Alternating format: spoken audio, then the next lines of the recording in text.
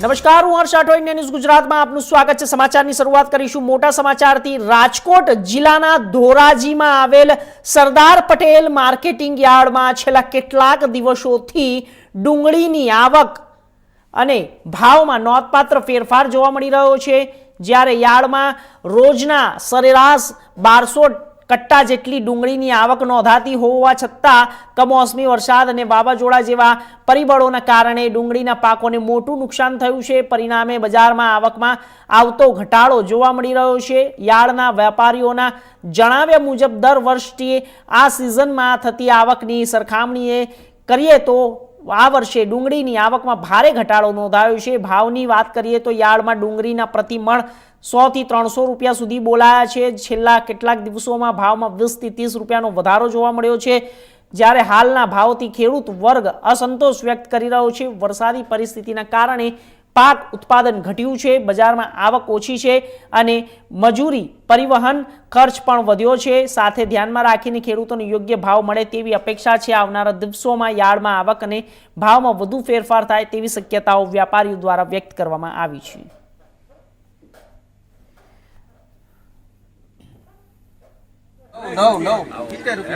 પૂરતા ભાવ મળતા નથી અને અત્યારે અમારે બિયારણ, ખાતર, દવા બધું મોંઘું થઈ ગયું છે। સરકારને નિકાસ કરવી નથી અને ખેડૂત આમાં હેરાન થાય છે। અમને પૂરતી મજૂરી આમાં ઉઠતી નથી, અમારા મજૂરીના પૈસા અમને મળતા નથી। કેવા ભાવ મળે? મણના કેટલા ભાવ મળે છે?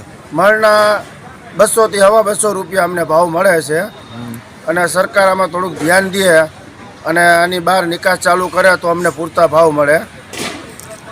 કેટલા ભાવ મળવા જોઈએ ખરેખર?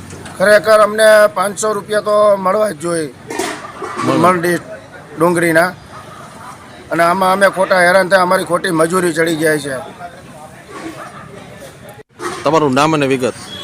મારું નામ સુરેશભાઈ રાબડિયા, ધોરાજી એપીએમસી યાર્ડ ડુંગળી વેપારી। આજે ડુંગળીની આવક 1100 કટ્ટાની હતી। એબાઉટ ભાવ ઊંચા નીચા ગણી તો 130થી માંડીને ઉપરમાં 305 રૂપિયા હતા। ક્વોલિટીમાં થોડો સુધારો થયો છે, જેથી કરીને ભાવનું થોડુંક ડિમાન્ડના હિસાબે 10-15-20 રૂપિયાનો વધારો છે। ક્વોલિટી જેમ વધારે સારી આવતી જશે ભાવ થોડા વધશે। આગળ ગવર્મેન્ટે થોડું બાંગ્લાદેશ એક્સપોર્ટ આપ્યું છે, એના હિસાબે પણ ભાવનો થોડો વધારો છે। તો આગામી સમયમાં ક્વોલિટી સારી આવતા ભાવ સુધારવાની આશા છે।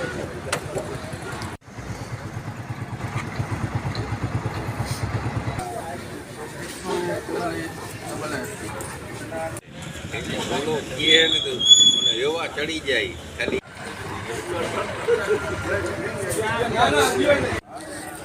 ₹70 રૂપિયા